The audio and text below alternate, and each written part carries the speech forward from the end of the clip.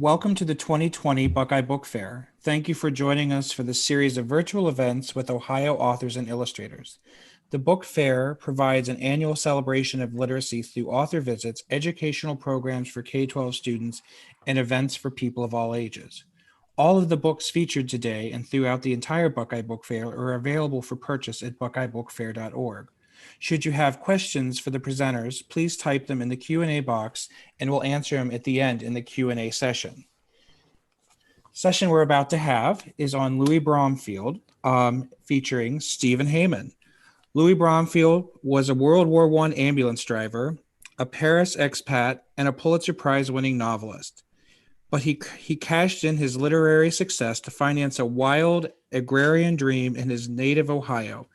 The ideas he planted at his utopian experimental farm, Malabar, would inspire America's first generations of organic farmers and popularize the tenets of environmentalism.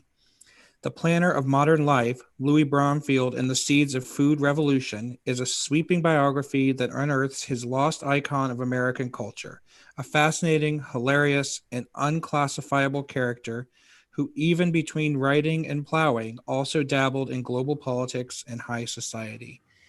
Welcome, Stephen. Thank you so much for having me. It's a pleasure to be with you on a very historic day when I imagine there are lots of distractions. So I'm grateful for everyone who's tuned in.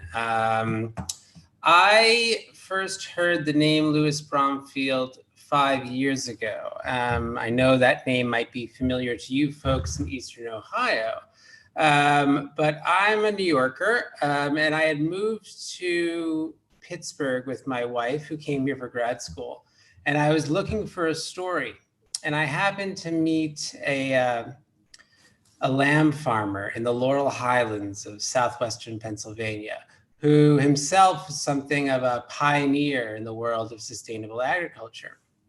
And I was talking to him about what made him devote his life to farming. He had not been raised a farmer. This was back in the 1970s. And he mentioned this guy Bromfield, who had a farm in Ohio and was, famous in the 1940s and 50s. So I wrote the name down in my notebook, and I came home and I typed the name into Google, and I fell down this marvelous rabbit hole where I discovered somebody who was enormously consequential in two divergent fields. He was, in fact, America's most famous farmer. And his farm, Malabar, was so well known that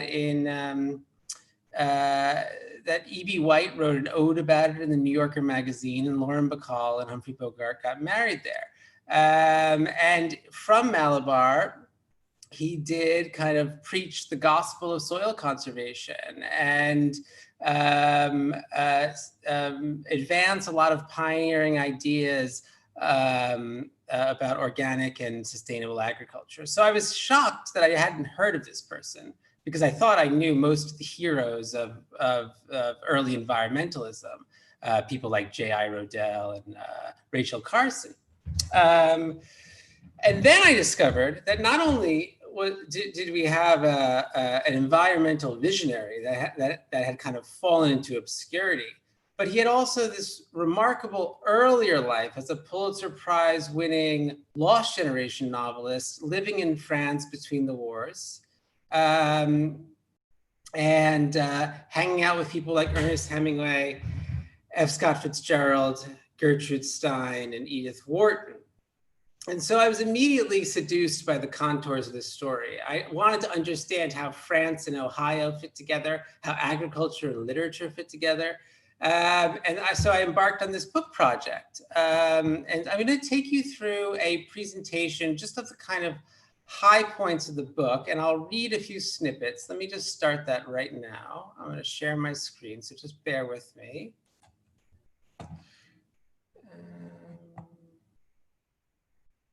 One second.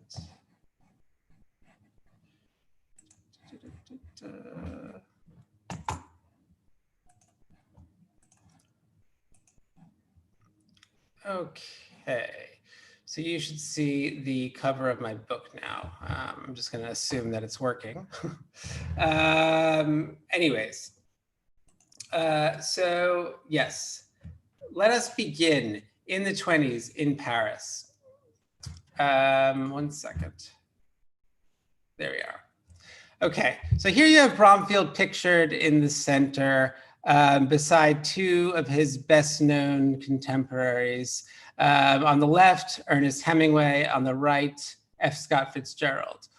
All three of these guys are Midwesterners. All three of them headed east in search of what the literary critic Malcolm Cowley called new prairies of the mind.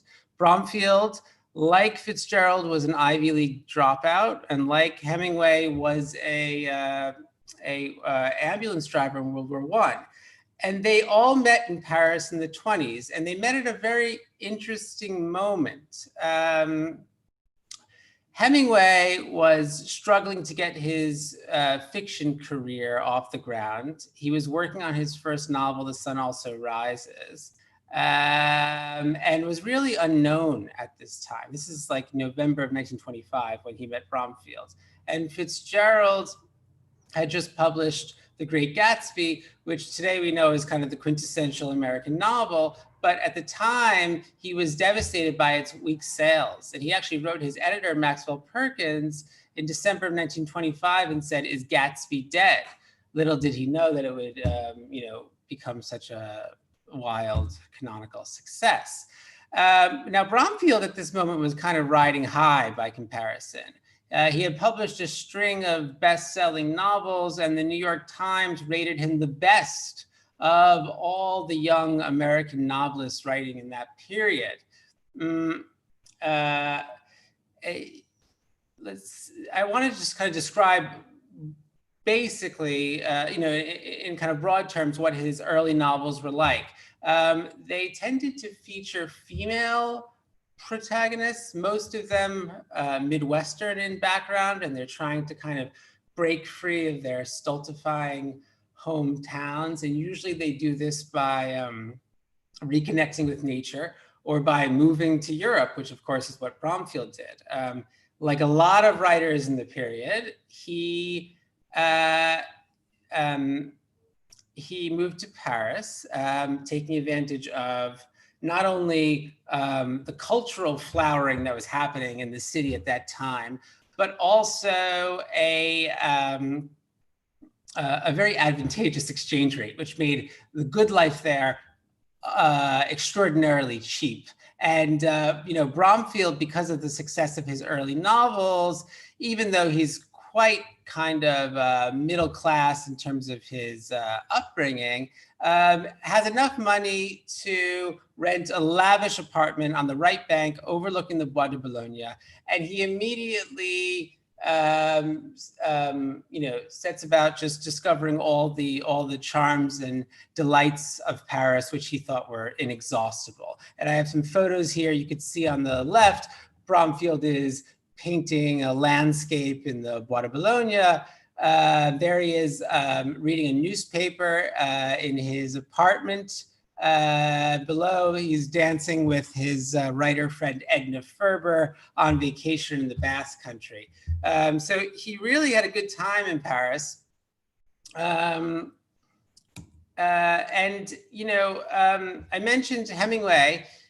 Bromfield had a fascinating relationship with Hemingway. He really tried to help this younger fellow Midwestern writer. And Bromfield's third novel, Early Autumn, and Hemingway's first, The Sun Also Rises, came out within a week of each other in October of 1926.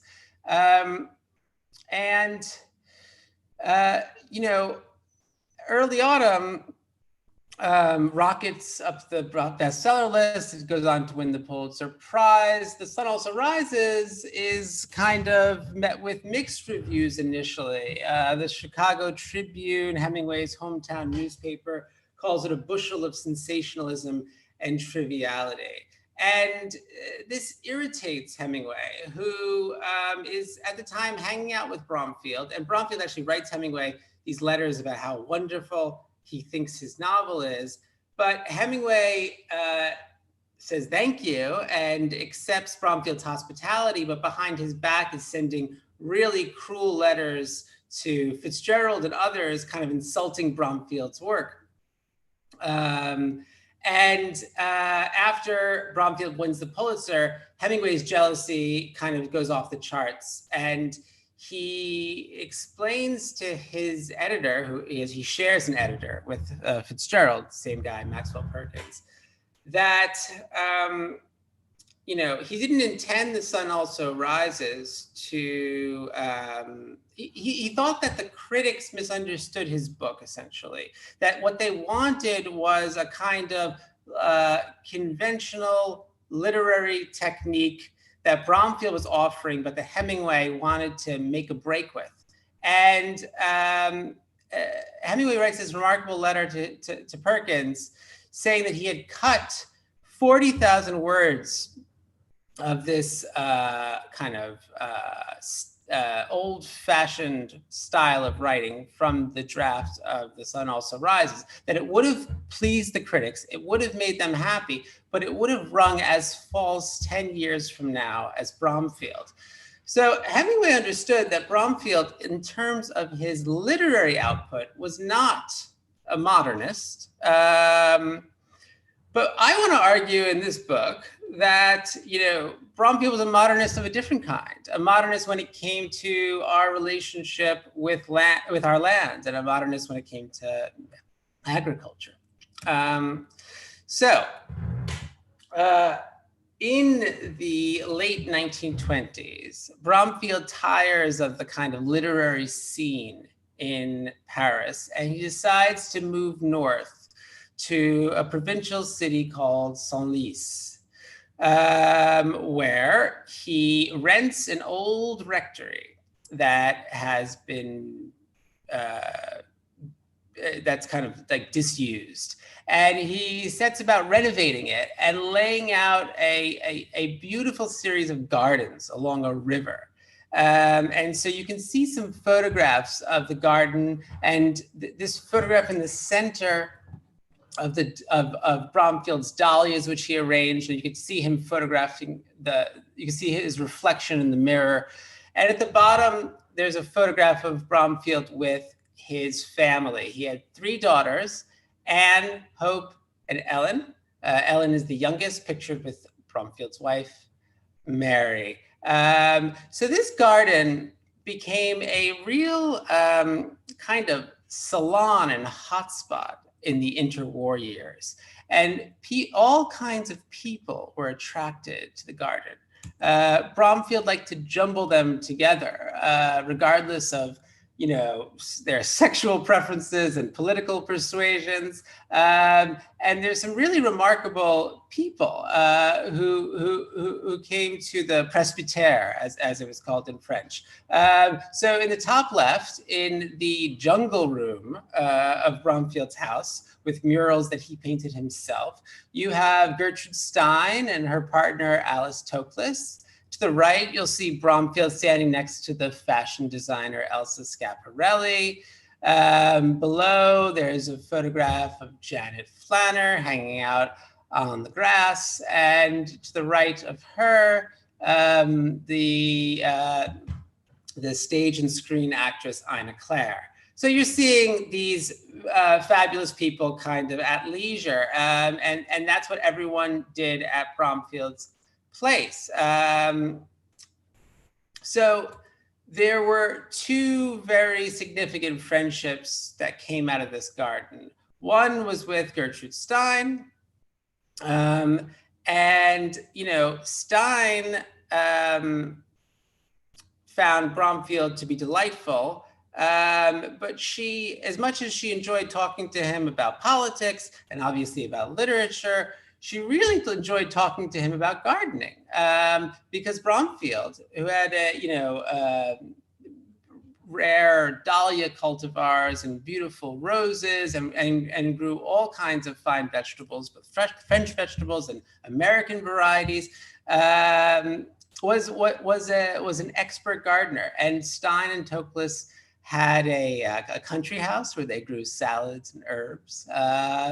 And there are these adorable letters that Stein sends to Bromfield, basically saying, oh, Alice has a million questions for you. Can you help us with our vegetable patch? Please come down.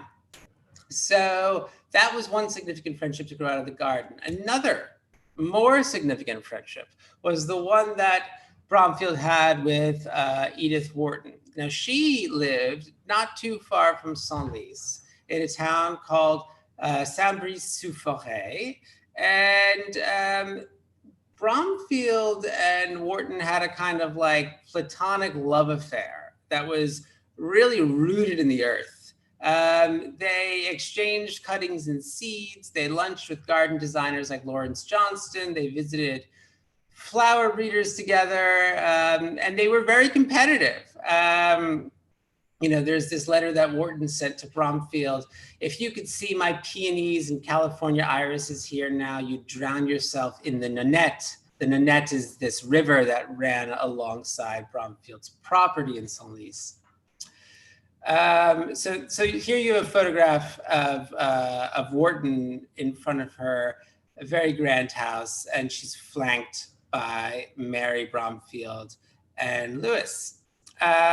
Here's another photograph of her gardens, set a little bit farther back. And just to give you an idea of the style, the design of the gardens was arranged in stages. There were these stone steps leading down to a long gravel terrace dotted with flower pots and simple lawn furniture.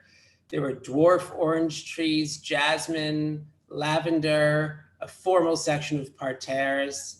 The overall impression was kind of like a severe splendor. And Bromfield was he admired Wharton's skill as a gardener deeply, but ultimately he was more attracted to the kind of French peasant-style gardening practiced by his neighbors in Senlis.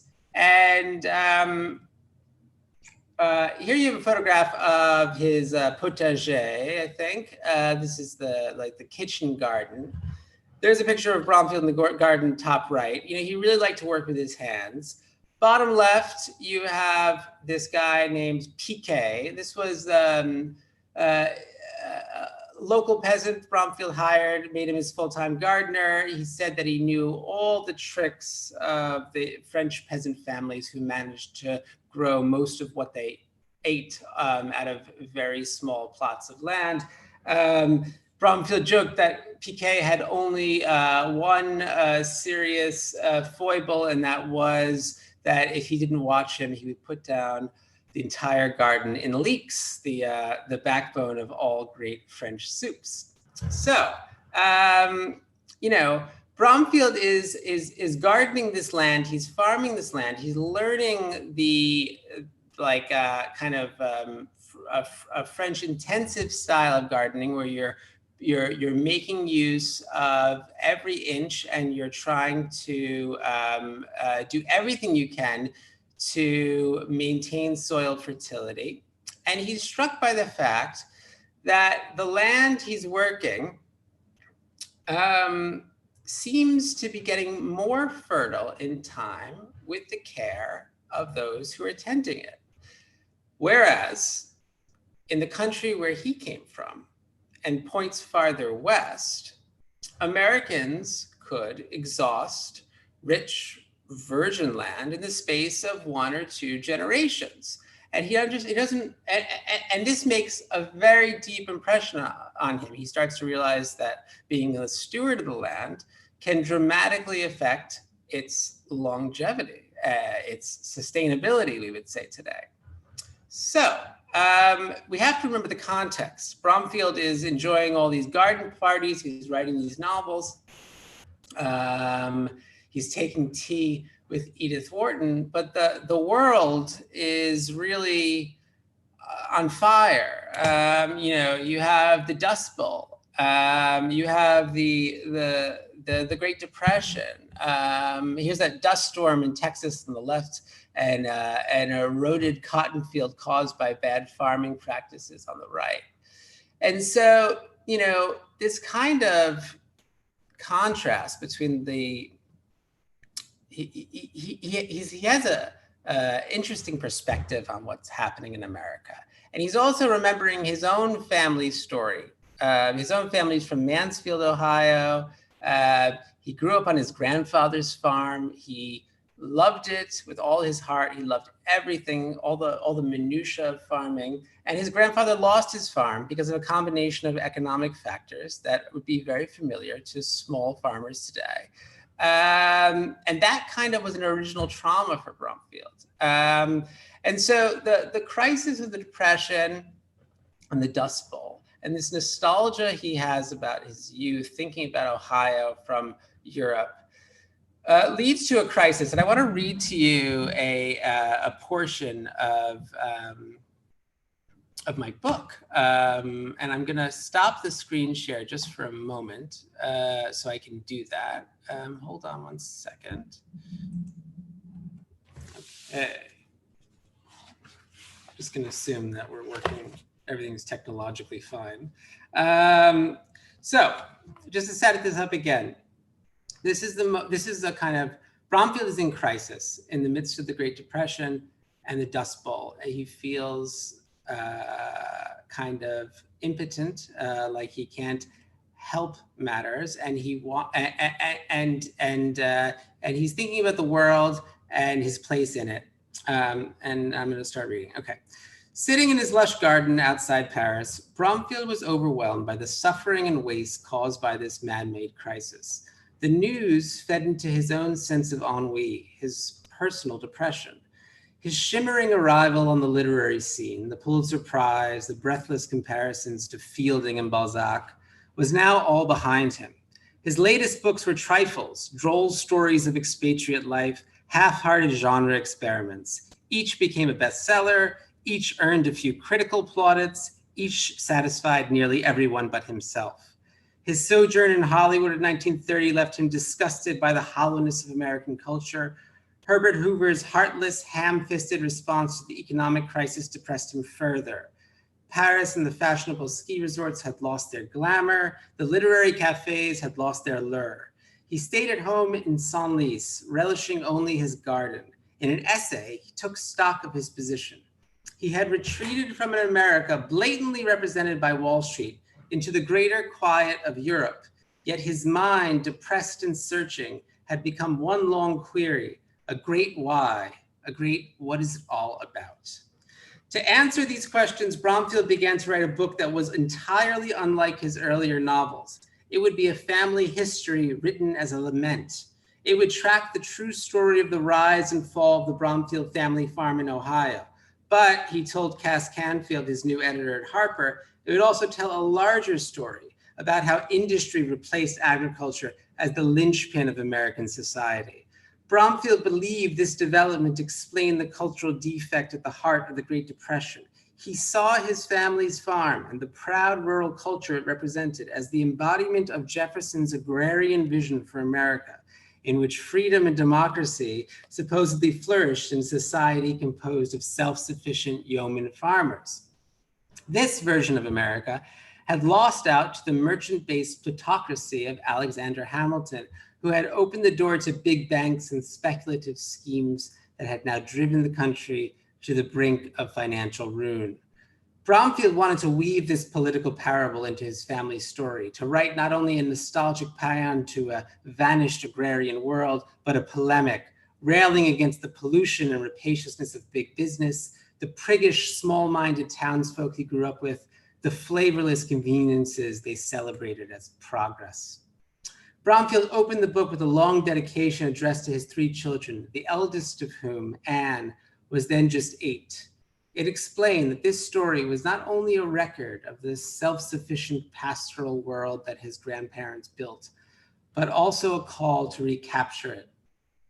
The farm is the story of a way of living which has largely gone out of fashion, save in a few half-forgotten corners and in a few families which stuck to it with an admirable stubbornness in spite of everything. It has in it two fundamentals, which were once and may be again intensely American characteristics. These are integrity and idealism. They are tough qualities needed in times of crisis. Okay. So that is the reading. Let me go back to my presentation. Bear with me for a second. All right. So Bromfield publishes The Farm in 1933. And it becomes a huge bestseller like most of his work. Gertrude Stein thought it was the best thing he ever wrote. She said, the important thing is that you have done something entirely new.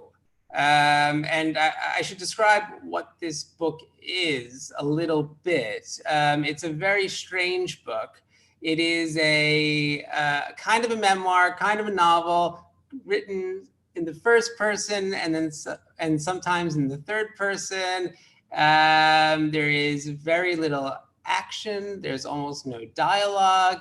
It is extremely boring in parts. In other parts, it is so deeply felt that it makes you want to weep. And in other parts, it is strangely prophetic about America's environmental future. And as a result, the book has become quite important to kind of neo-agrarians today, and it was important to people like Wendell Berry. Bromfield, this book kind of signals a shift for Bromfield. He starts talking about perhaps buying a farm, becoming a farmer. At one point, he shares this ambition with Edith Wharton, who's horrified. And she writes to him, I wish that writing a book called The Farm wouldn't immediately make you decide to buy one. If action always follows so rapidly on thought, you will have an agitated existence, and so will Mary. Mary, again, is his wife. Okay, let's move on. So there's one more significant chapter from Bromfield's period in Europe, which is to say his period before his return to Ohio. And this is his journey, or I should say journeys to India. He took two big trips to the subcontinent, the first in 1933, right after he published The Farm. And India is important for a couple reasons. The first reason is he connects with a guy named Albert Howard, who's kind of thought of as the founding father of the organic movement. And he visits Howard's Soil Institute in the state of Indore. And he's really impressed by the things he sees and learns there. He also gathers material for one of his most successful, I think one of his best books, The Rains Came, a 1937 novel, which is made into a 1939 blockbuster film, the first film to win an Academy Award for special effects. There you see in the bottom a photograph of people lined up in New York City to see this movie. And Bromfield also, while he was in India, fell in love with a mongoose, whom he called Rikki Tikki Tavi, after the Kipling story. And he brought the mongoose back to his garden in France, where he became quite the conversation piece. But anyways, in 1938, after the Munich conference, after Bromfield sees the direction that Europe is headed in, he decides to leave. And he decides, rather than going to New York City, where he has lots of friends, or Los Angeles, where he has lots of business opportunities, he wants to go home to Ohio to raise his kids on an honest-to-God farm. You know, he knows that war is coming. This is the depression is still somewhat on, still somewhat going on. And he wants to build a thrifty island of self-sufficiency, a kind of modern version of the medieval fortress manor of France, where a whole community once found security and self-sufficiency, a place which, if necessary, could withstand a siege. So he decided to build his dream farm in Romantic Valley near Mansfield, Ohio. And he designed an elaborate 19-room Greek Revival farmhouse. And because he had gotten so rich from the success of his Indian novel, he thought it was only fitting to give the farm an Indian name because, India made it possible. So he chose the name Malabar. Here you have the blueprints of the big house. This is a 19-room, I think I mentioned, Greek Revival farmhouse that Bromfield designed, very grand with echoes of kind of Jeffersonian style architecture. And to the left is a kind of a picture of what it looks like today. As many of you probably know, Malabar is now a state park and a wonderful place to visit. I very much enjoyed spending time there while researching this book. But the significant thing about Bromfield's decision to buy this farm is that it was essentially a romantic gesture. He found the land in the wintertime, and the valley, Pleasant Valley, was entirely covered by snow. And so he had no idea about the quality, which is to say the fertility of the land. And when the snow melted in the spring of 1939, he discovered that the land on which he hoped to build his dream farm was basically worthless.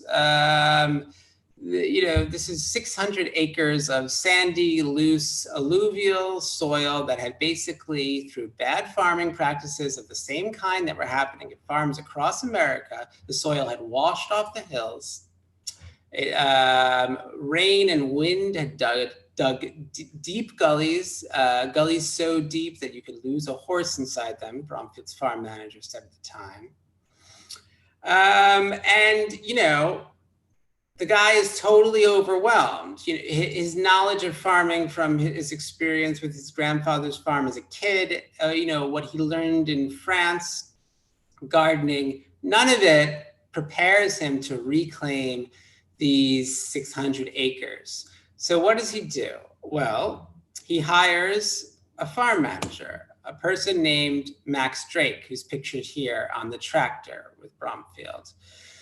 Now, Drake he went to Ohio State. He worked as a extension agent, and he was hooked up with some New Deal era organizations like the Civilian Conservation Corps and the Soil Conservation Service, which were doing things on the cutting edge of soil science to basically make poor land rich again. And, Bromfield hires Drake, and they set about making this grand plan. And Bromfield has this very romantic idea of a diversified kind of European style farm where they have all kinds of crops and all kinds of animals. And, Drake is kind of nodding his head and playing along. And then Bromfield goes off to Hollywood, which is what he does. And then Drake invites in all of the CCC people and the Soil Conservation Service people, and they begin to refit the land, to plow the gullies, to develop a system of crop rotations.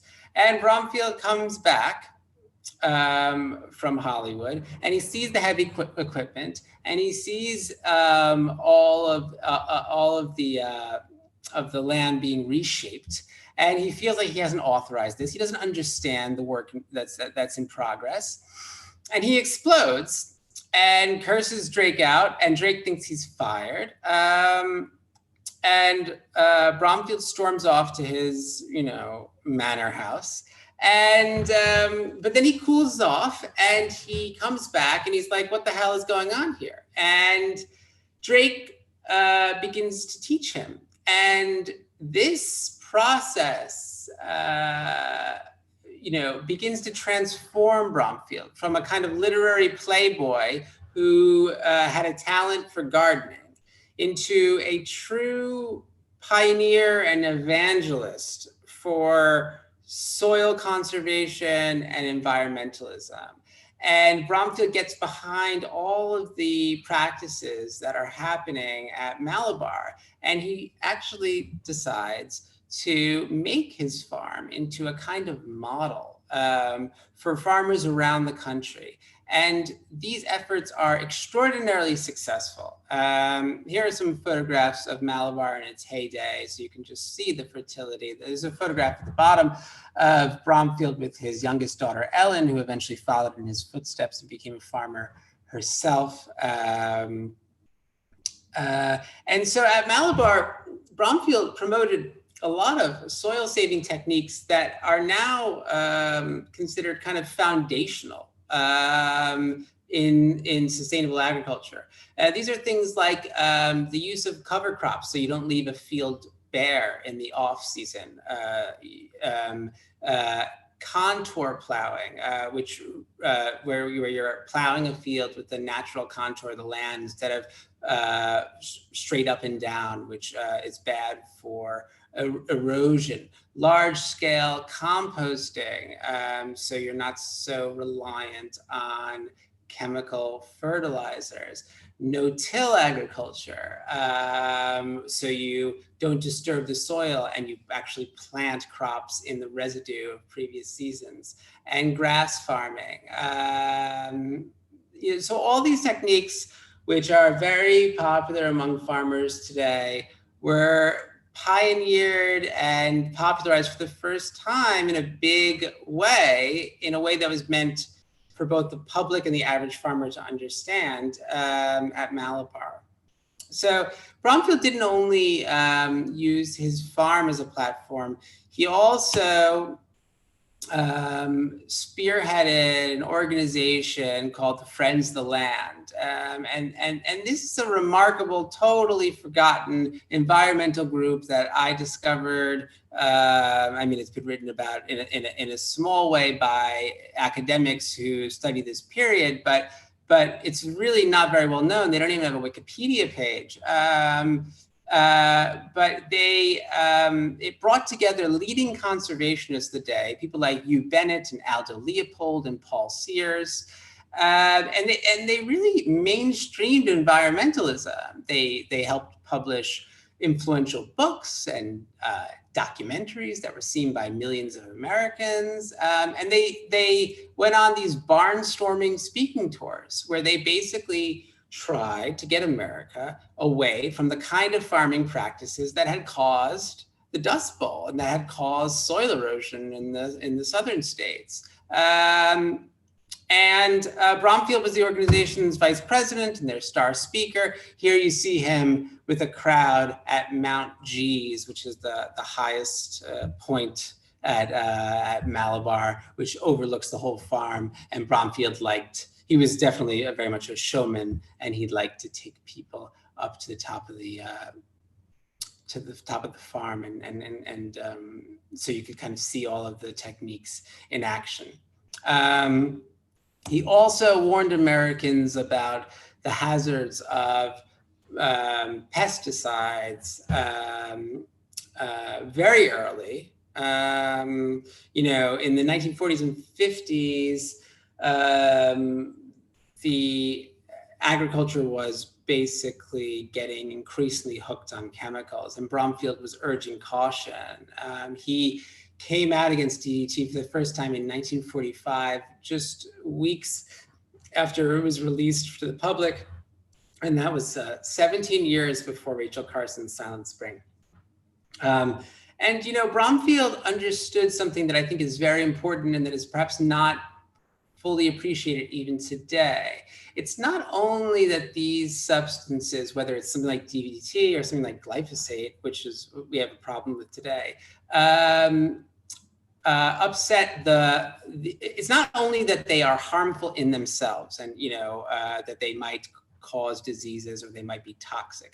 It's also that they upset the balance of nature and begin a kind of arms race with nature whereby we have to create ever more powerful pesticides and herbicides and insecticides to basically offset the natural resistance that these pests have. So Bromfield was arguing for a better way where we actually tried to look at the way the natural world deals with pests, and maybe we should diversify, or maybe we should practice different style of farming so we were not so reliant on chemicals. He also was, his advocacy was not limited to the environment. He also was one of very few people in America during the war, especially in the early years of the war, who was warning about the mass extermination of Jews. And here's a remarkable telegram that he sent to Eleanor Roosevelt. And she had a quite frosty response. She said, "I do not see what can be done until we win the war." Let's see. How are we doing for time? We are probably about to where we should ask people to queue up any questions they might have in the Q&A, and I have one question, but maybe... Okay, let me just finish with one last slide. Perfect. Sorry, I ran a little long. No, it's fine. It's great. Most famous event to happen at Malabar was the 1945 wedding of Lauren Bacall and Humphrey Bogart. Bromfield was very much connected with Hollywood. He was a close friend of Bogart's. He was super charmed by his very young, much younger wife, Lauren Bacall. But, he capitalized on this celebrity wedding in order to raise the profile of Malabar and to promote his environmental mission. So he was very shrewd in the use of publicity. Even before PR was really a concept. But anyways, I'm sorry I ran long, but I'm happy to take any questions. At the moment, we have one question, which is essentially, would you speak about any conversations you had with any of Bromfield's family? Yeah, sure. So as I mentioned, he had 3 daughters. And when I started work on this book, only the youngest, Ellen, was alive. And I had the opportunity to interview her once at Malabar, and then I also flew down to Brazil. She had left some Brazilian disciples of Bromfield started a farm along the lines of Malabar near Sao Paulo in the 1950s, and she and her husband went down there, and they ended up settling there. And Ellen became a farmer and a writer of some renown. She had a column in a big Brazilian newspaper, and her husband became a cattle breeder. And they're both very charming people. So I interviewed Ellen in Brazil and Carson, and spoke to their many children, several of whom have gone into agriculture in one way or another. And that was an extraordinary experience. I remember walking into Ellen's house in Brazil and seeing an oil portrait of Bromfield from the 1920s. And then I went to her study and I saw an old picture album which had a photograph of Bromfield and Ernest Hemingway on the beach in the Saint-Jean-de-Luz in 1927. So that was a really remarkable experience. All right, at this point, that's our only question. So if you want to keep pouring through the things you have on your slideshow, that'd be great. Yeah. Okay, great. I'll interrupt if I see something else pop up. Of course. So, I think that I will end with, by talking about Bromfield's relationship with animals. So Bromfield loved life in all of its manifestations. And, we already saw in his garden in France how he liked to mix all kinds of people. He was a man of many passions, had many interests, but he, and obviously had a lot of affection for flowers and plants and vegetables and whatever. But animals, I think, were his greatest love. And he particularly liked boxer dogs, of which he had many. And there's this great photograph of him with a raccoon coiled around his neck. You see that there. So I wanted to mention the boxers because it's important for this poem that I'd like to read, or at least an extract from it. I think Bromfield wrote very amusingly and beautifully about Malabar, but maybe the greatest single evocation of the atmosphere of the farm came from E.B. White, who in the New Yorker magazine in 1948 published a long poem called Malabar Farm. And I want to just read you one stanza because I think it sums up the atmosphere quite well. So White writes, "A farm is always in some kind of tizzy, but Bromfields Place is really busy. Strangers arriving by every train, Bromfield terracing against the rain, guest rooms full to overflowing, catamounts crying, mowers mowing, guest rooms full to overflowing, boxers in every room of the house, cows being milked to Brahms and Strauss, kids arriving by van and pung Bromfield up to his eyes in dung. Sailors, trumpeters, mystics, actors, all of them wanting to drive the tractors, all of them eager to husk the corn, some of them sipping their drinks till morn." Okay, I will leave you there if there's no more questions. There are two more questions now. Okay, great. So let's see. First order, I guess the question is, what can you tell us about Mrs. Bromfield, about his wife? Yeah, she's a really interesting character. She was a bit older than Bromfield, 5 years his senior, and she came from a kind of stodgy New England family, a kind of failed debutante who wasn't able to find a successful husband, and there's a sense that Bromfield was a kind of last-minute choice because he certainly did not come from money.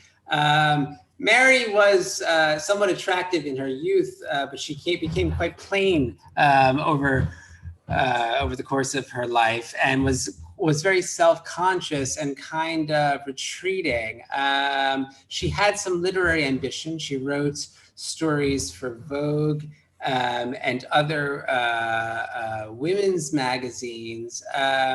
But she really never developed her gifts as a writer, and I think she had a lot of jealousy and resentment towards Bromfield. There's some very painful letters that she wrote in a kind of depressive state, where she's begging for his attention.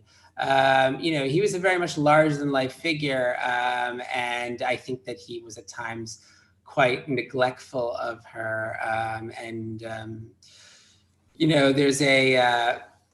she had her own room at Malabar, and she slept in a bed that her sister, who was or her cousin, I think, who was an interior designer, designed, which was, the bed had a headboard, which was inscribed with the names of all of Bromfield's novels.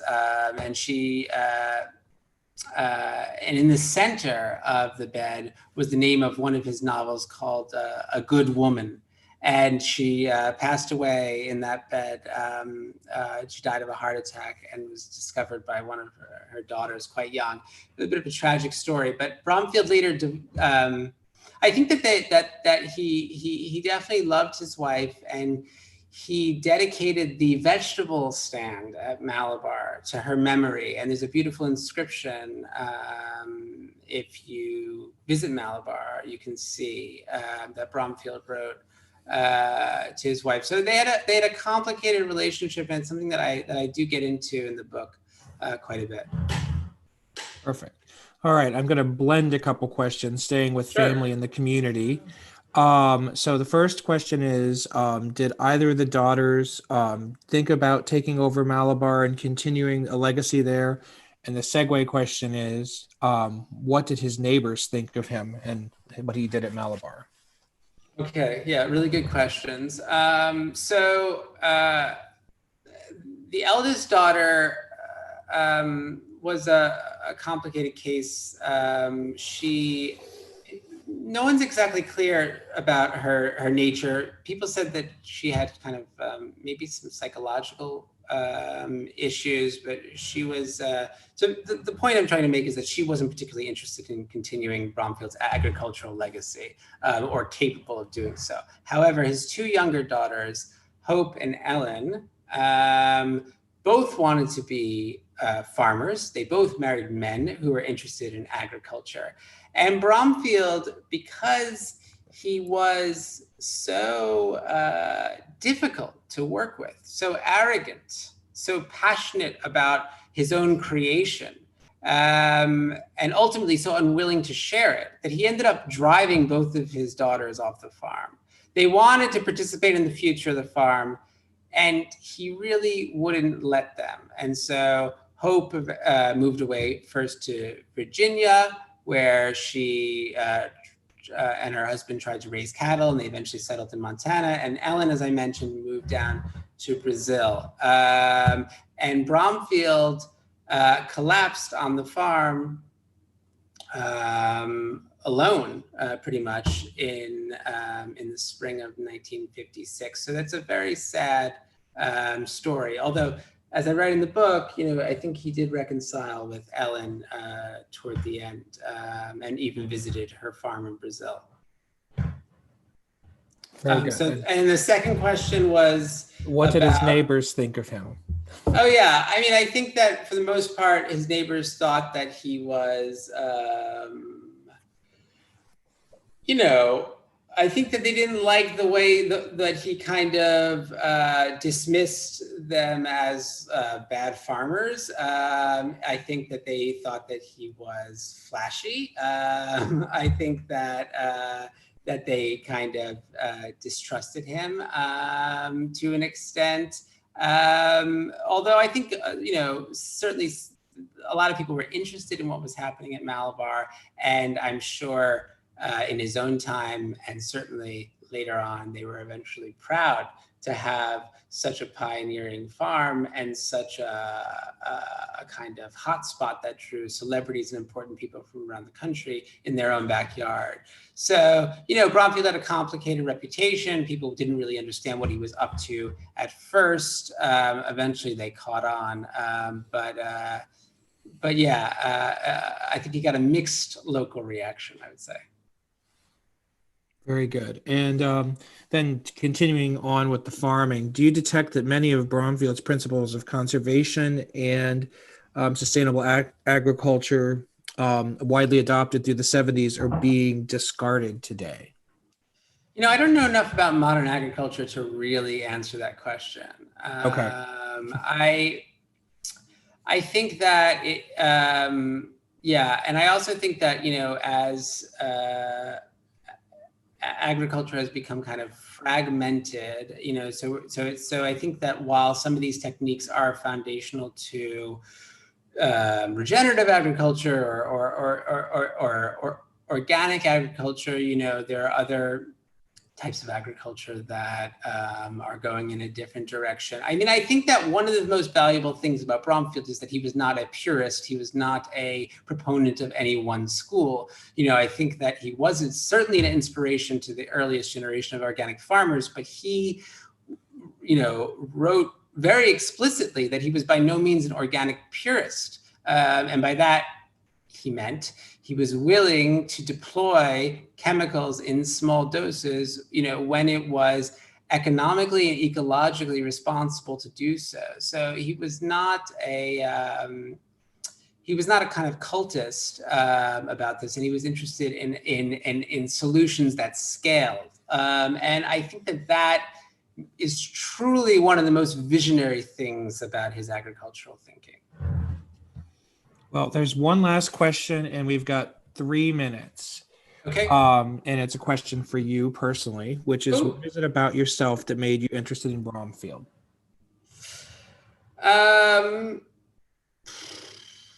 It's complicated. I think that when I discovered this story, I had this sense that it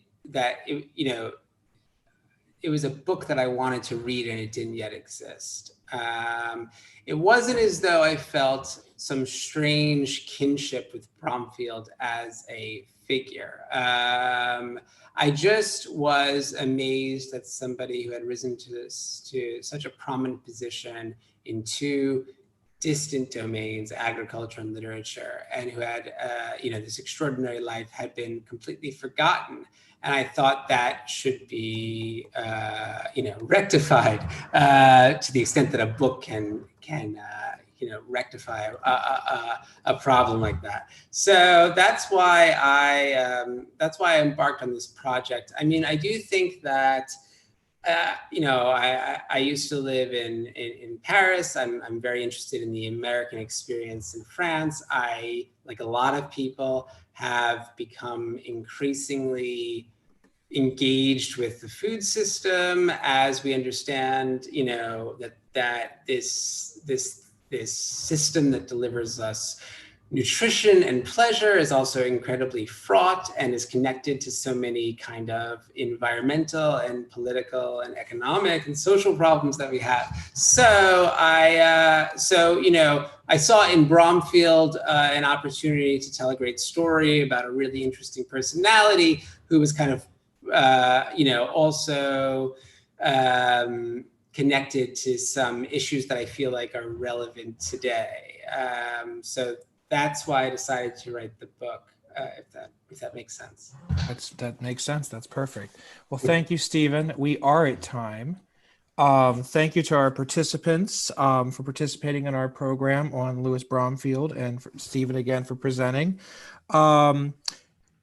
Of course, we want to thank the sponsors that have supported the book fair. Please visit our website, buckeyebookfair.org, to see other events and buy signed copies of Stephen's book. And join us in just a few more minutes for our conversation with Terry Pluto on the Cleveland Cavs. So thank you so much, Stephen. My pleasure. Thank you very much. Take care. Bye-bye.